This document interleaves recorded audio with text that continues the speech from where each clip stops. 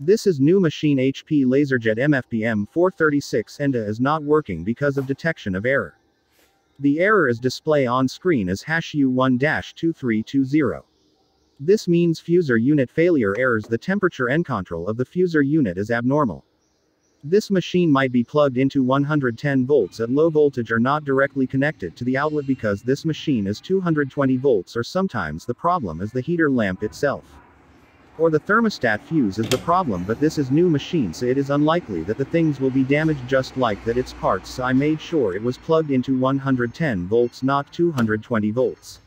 What I did now, I tried removing the connector cable of the fusing unit and put it back again, then I turned on the power and it worked.